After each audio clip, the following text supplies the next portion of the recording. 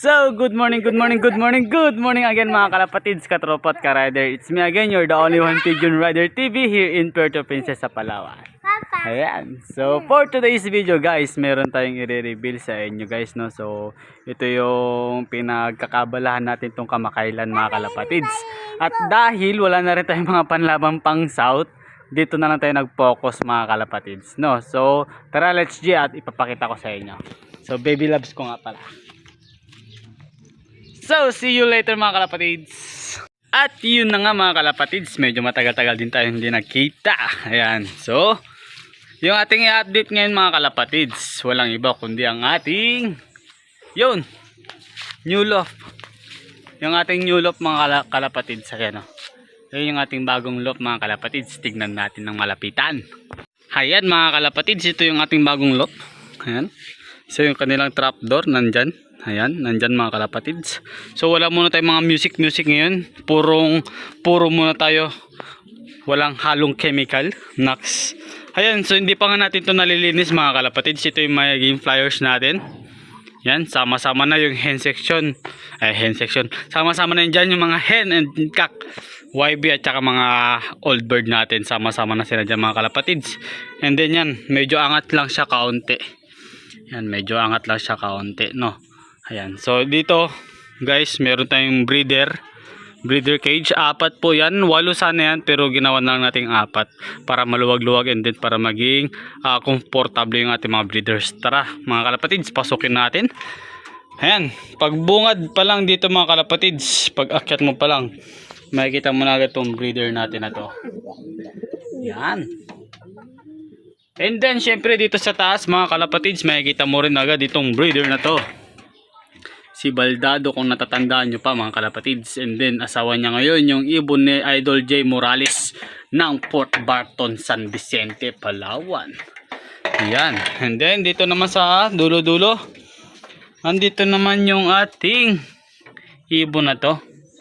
May isa silang inakay mga kalapatids. And then yung apo ni 2-time champ na anak mismo ni Kuyo finisher natin. Ayan mga kalapatids, susubukan natin. Nalagyan natin ng nasuksukan natin ng panglinapakan banded itong anak nila mga kalapatids. Ito namang hen, may halong Taiwan to mga kalapatids, tukod line, no? So tukod line na Taiwan. Ayan mga kalapatids, subukan natin pagiging Taiwan nya. Baka mamaya maiwan tayo. So yun na nga mga kalapatids, no? Kapag dito na tayo sa dulo-dulo, ito na makikita mo, labasan natin. Yan, dito sa side naman na to yung flyers natin mga kalapatids. Bagong lipat lang natin to kahapon. Yan, simpleng lang, mga tawag na doon, scrap materials yung ating mga ginamit na iba. Yan, halong tapos yung mga ganito, mga steel matting is binili na natin yan mga kalapatids. Kita nyo, medyo madumi pa. Hindi pa natin to nakukuskusan ng tubig na may sunrocks. Yan, so pasok tayo sa flyers natin. Dito ulak to mga kalapatids. Yan, dito ulak yan mga kalapatids. Bubungad agad sa inyo yung pansamantala natin mga patungan ng ibon. Ang haba pa nga yan mga kalapatids. So yan, so sa sobrang haba, komportable yung ibon.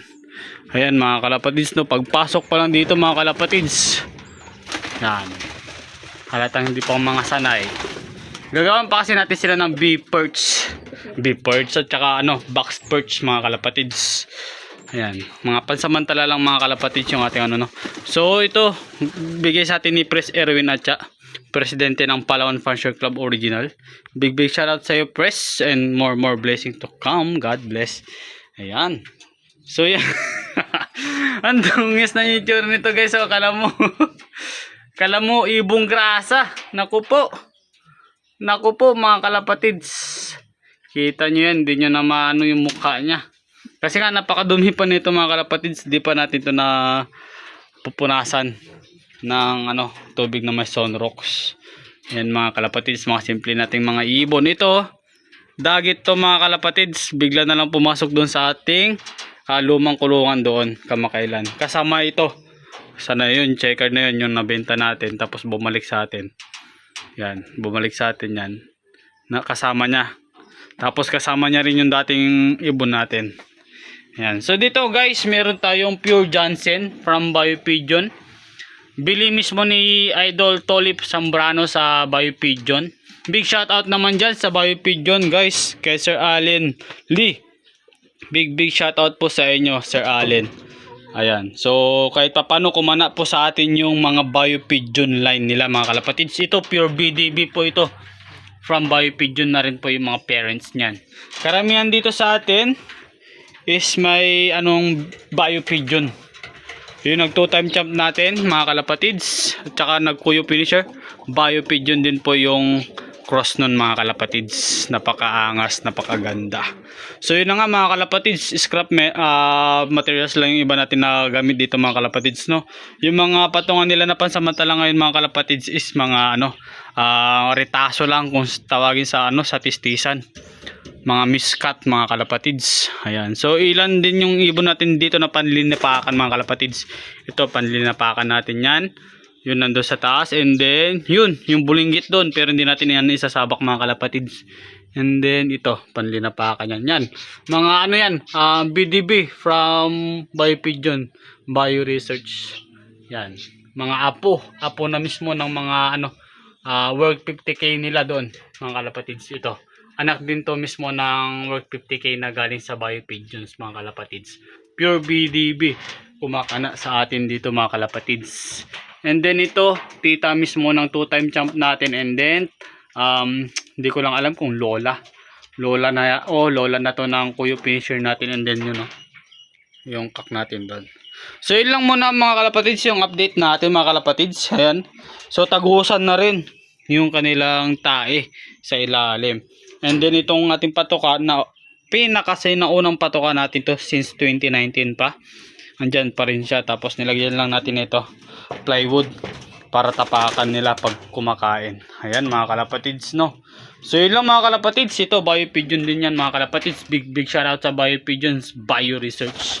Mga ninongs, Bekenemen Sir Allen Lee. Maski tarpaulin na lang po ulit mga Sir Allen Lee. Nasira na kasi yung tarpaulin natin mga kalapatids mula nung nagbagyong Odette dito sa Puerto Princesa, Palawan. Ayan. So yun lang muna yung update natin ngayon mga kalapatids. Walang halong chemical muna ngayon mga kalapatids. Walang muna tayong mga music ngayon mga kalapatids, no. Simple lang. Nagtataka siguro kayo mga kalapatids, wala tayong releasing releasing door. Ito na magiging releasing door mga kalapatids. Kasi pag bukas mong ganyan, pag dito tayo sa loob, kita mo na kagad yun dito mga kalapatids, di ba? So yun na nga. Tapos yung trapdoor pala natin mga kalapatids, ganito yung ginawa ko. Yan, ganito yung dinesign namin ni Uncle. Yan. Tapos hinarangan muna natin mga kalapatids. Yan, medyo slide dito mga kalapatids. So hindi siya tuwid na ganun, slide siya para komportable yung ibon na pumasok mga kalapatids. So yun na nga mga kalapatids, hanggang ganyan lang yung yung lapad niya. Yan, para hindi na maggala-gala yung iba nating mga ibon. Hindi na maglakad-lakad. Kung nakapatong na sila dyan, kunting turo lang natin o kunting sundot lang, pasok na yan dito mga kalapatids. So yun lang mga kalapatids, no. Hanggang dito lang muna yung ating vlog ngayon for today's video. Yun, it's me again, you're the only one, Timax TV here in Puerto Princesa, Palawan, na nagsasabi na God bless all, love you all, and happy flight to all mga kalapatids. So yun lang mga kalapatids, thank you for watching. Bayo Pigeon, Bayo Research, Bekenemen, Sir Idol Allen Lee, mga ninongs foreign, Bekenemen. So big shout out sa PFCO Palawan Fanshow Club Original, lalo na kila Boss Idol Soto, and then kay First Erwin, at then sa iba pa mga kalapatids, no. And then sa PRPS sa kabilang club mga kalapatids, big shout out din sa inyo. And then sa mga club pang iba, mga SBPRPS, Team Roas Palawan, and then Team Taytay, Team El Nido Palawan, and then sa kabila Team Ryutuba, Team Brooks Point, Team Team Nara. Syempre big shout out dyan sa Team Nara kay Sir Bernardo. Yan. So Adorna. Ayan. So big shout out po sa inyo dyan. Kila Idol Jonas. Big shout out po. Dyan sa Team Ryutuba, si Sir Pelomino. Big shout out po sa inyo dyan mga kalapatids. Kay Sir Jerby Claveria. Big shout out din mga kalapatids. No. So yun lang mga kalapatids. hanggang dito lang muna yung ating video ngayon mga kalapatids. Update ko lang kayo sa ating nangyayari dito sa ating area. So yung old natin na kulungan, gigibayin na yan mga kalapatids para wala nang maging sagabal sa pagpapabatcher natin dito sa ating bagong lock, no mga kalapatids. So yun na nga lang mga kalapatids, no, hanggang dito lang muna tayo mga kalapatids. So thank you for watching again, and don't forget to like, share and subscribe to my YouTube channel, Timax TV. You're the only one Timax TV here in Puerto Princesa, Palawan. Babush!